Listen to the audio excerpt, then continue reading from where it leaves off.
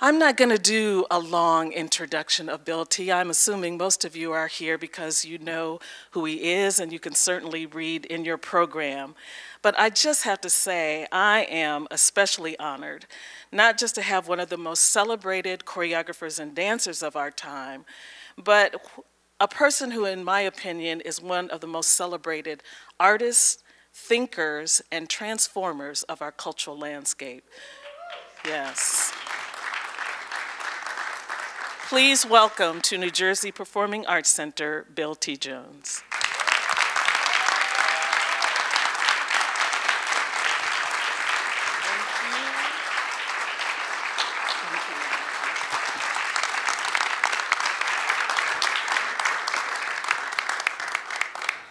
So, you know, Bill asked me what this was going to be like and could we review the format ahead of time, and I said, no. Absolutely not, because I really wanted to be intimate and spontaneous, and I told him there would be no trick questions, but in all fairness, if there's anything you don't want to answer, feel free to say, okay. No, thank you. I'll let you know.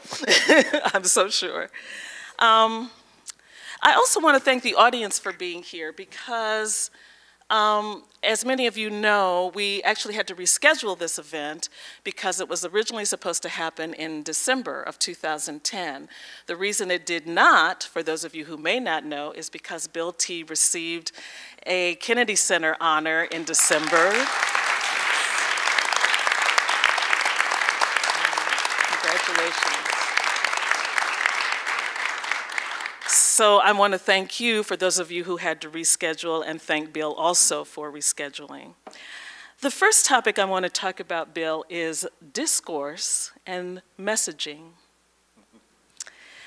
In a recent NPR interview with Tom Ashbrook. Yesterday, right? Like yesterday. 2 days ago, maybe. She's really up to the moment. You commented, "I want to participate in the world of ideas." And then I saw in June 2010 an HBO documentary. It was called Masterclass. You commented, "I want to be part of the discourse. I want to create a message and deliver it to an audience, not just steps or movement." And so my first question is there a specific message you are trying to convey? Does the message change with each work? Do you seek to convey different messages to different audiences? Well, there you have it, right? Well, first of all, it's strange to hear one's words come back again. It gives one pause, because I am famous for saying, no, I'm not, it's not about messages, because message choreography is a bit like agitprop or propaganda, something it usually doesn't fly very high on the aesthetic level. So I usually say no to messages, but okay, I said it, but let me put it this way. I come from a generation of artists that were artists first, and then they were choreographers, or they were painters, or what have you. And we said that the medium is the message, right? That's Marshall McLuhan, right? But it was, even at that time, we had this feeling that there were signifiers in everything. Who we were on stage, how we carried ourselves, what our relationship with the audience. That was already a kind of message. It was kind of a subliminal suggestion going on. This idea of the discourse has been more persistent because maybe it's lack of security about the depth of my talent, or maybe being modest enough to say, every artist would say, I want to make masterpieces that people will never forget. Let's assume a little more humbly that it's not a masterpiece, but what are you doing? You are bearing witness and participating in something that maybe is just as important as masterpieces. And that is the exchange of ideas, and that is, well, the discourse, give and take, all of those things. So that is, in those two statements, I stand by that. Participation in the world of ideas, this is exciting to me. I respect you. I know what you've built here. I know what this whole place stands for. And now I've invited to come out on a Saturday night and be with people and do what? Sit and talk to you. Is that satisfying? You said a performance. Well, a part of me, in a way, every time that I'm given one of these and you're there sitting, it is kind of a performance, isn't it? Now, it becomes something different, maybe, as, I don't know if we're going to open it up with them, yes, and we begin to talk. Have I stopped being a member of the community of the room because of this relationship, and now I am the other? Or is this a man, a brother, who is actually got your attention for a moment, and he is trading ideas with you, or just sharing his ideas?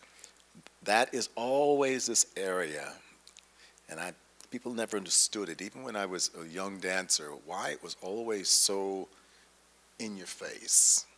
The performances were in your face, because I used to say it was like in the black church. Now you realize I grew up in a German-Italian neighborhood in upstate New York. My mother and father wouldn't even go to the local churches. My mother said it was too boring, but she made well, the white churches, she said. But she made us go. Yeah, yeah, because you had that, yeah.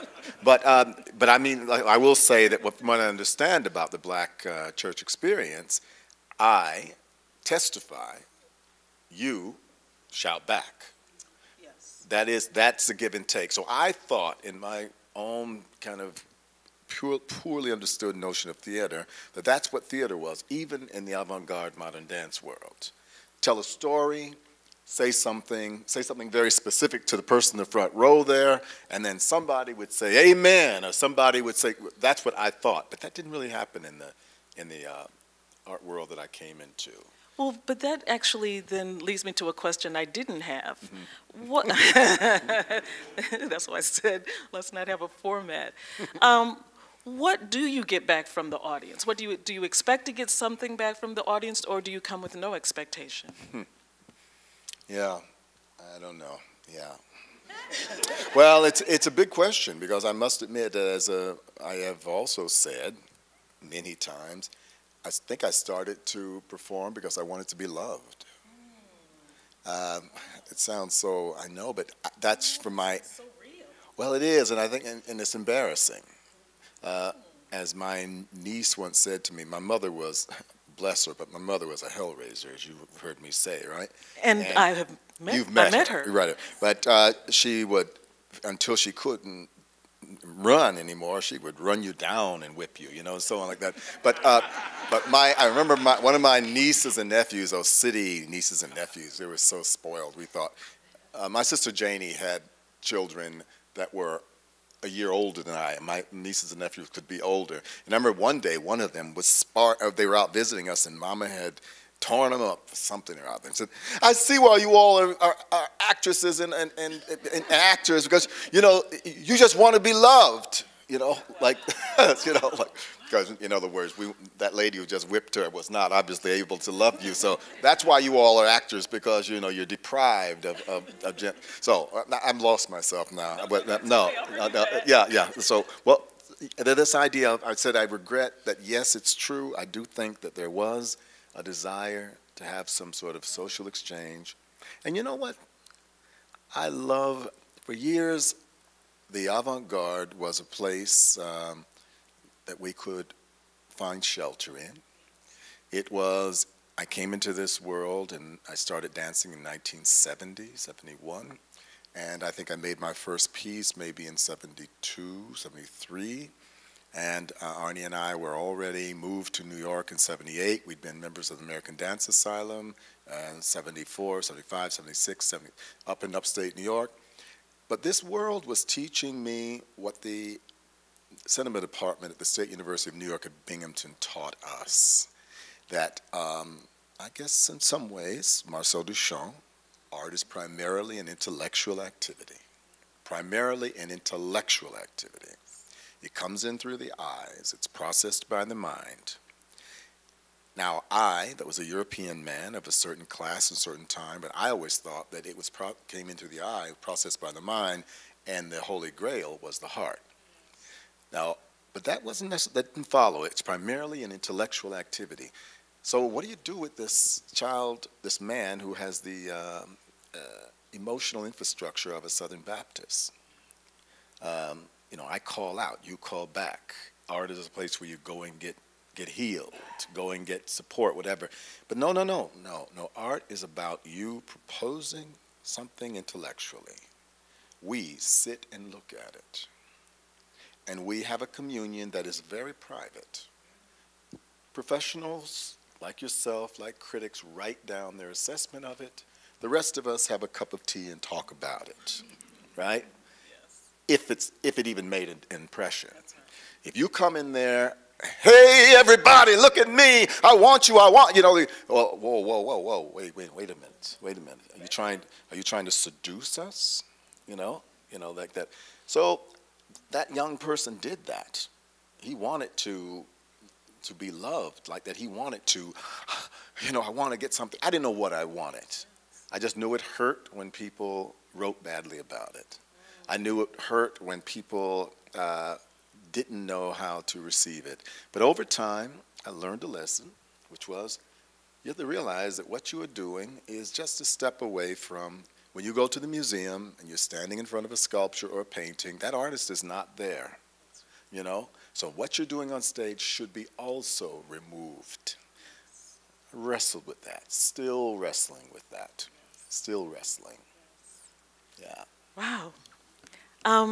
You're going to find that tonight I'm going to probably throw a lot of your words back at you. So. No, it's okay. Okay. And I'll try to speak in smaller Oh, no, you're doing great. Mm-hmm.